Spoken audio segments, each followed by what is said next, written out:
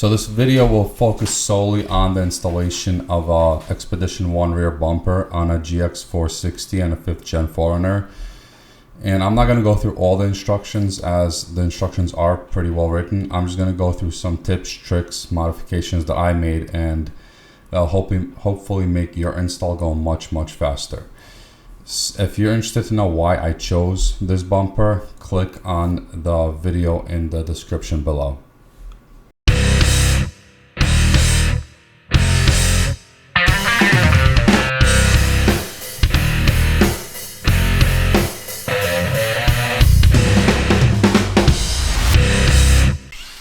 So the first thing I want to mention is their instructions kind of hint that maybe you want to grind some of the factory welds. After putting this bumper on and taking it off multiple times, I realized that you really want to make sure you grind down the welds so everything sits fairly flush to avoid any extra movement from the brackets on the bumper. Just a quick note on the brackets: read the instructions very carefully and don't tighten these down until the instructions tell you to do so. I made the mistake of tightening it down first, and I had to disassemble the whole bumper to be able to align it later. So when I was doing research on how to install this bumper, it seemed that most users found cutting up the plastic stock bumper per the instructions was the most stressful situation in the world for them.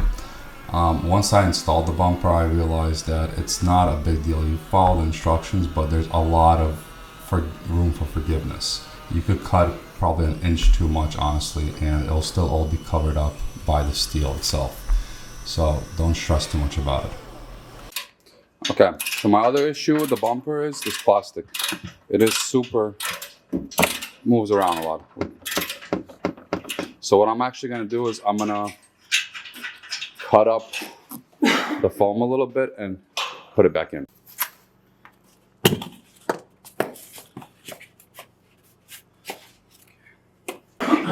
And here's the other problem that I don't like.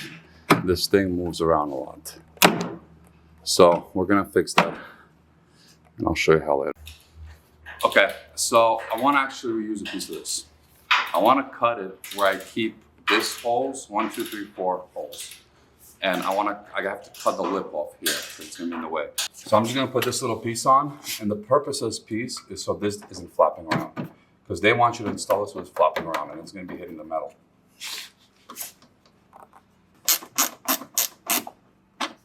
And there you go. Now it's basically not flapping around. Okay.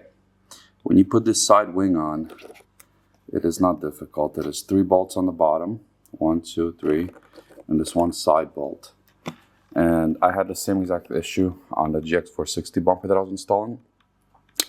Basically, this part sticks out. I'm not sure if it's going to happen on the passenger side. This is the driver's side. On the Lexus, it was only on the passenger side that stuck out. And for cosmetic purposes and functionality, I personally am going to cut this pinch seam. So I got lucky on this vehicle.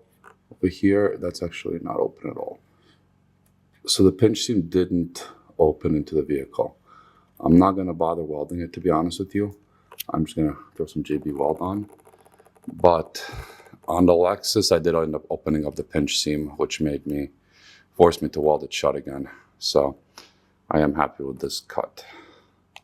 I honestly messed up the alignment on the first install, and I had to reinstall the entire bumper, which kind of sucked. What the instructions don't tell you is you want to keep the bumper back as far as possible when you're aligning it. So make sure you align the sides, but also get the bumper pushed back as far as possible, because once you install the dual swing outs, you may be a little bit too close to the plastic.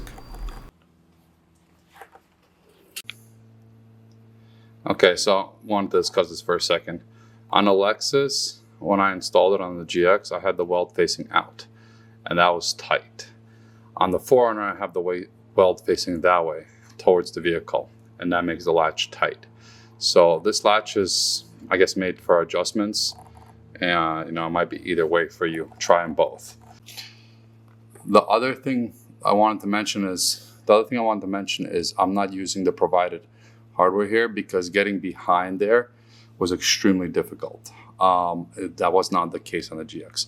So I ended up using these type of locking nuts, and that allowed me to use a ratchet wrench thingy to squeeze it in there, hold it tight while I was able to screw it in.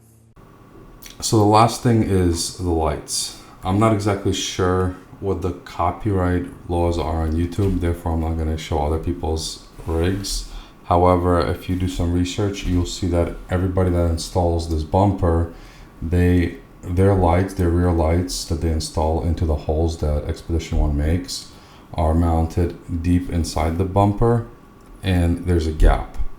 And I really wasn't happy with that. I wanted something flush mounted.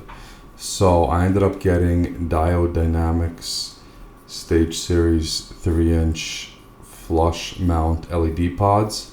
I had it cut into the bumper a little bit, but I was able to get them to mount flush, and I am extremely happy with this install. That's pretty much it.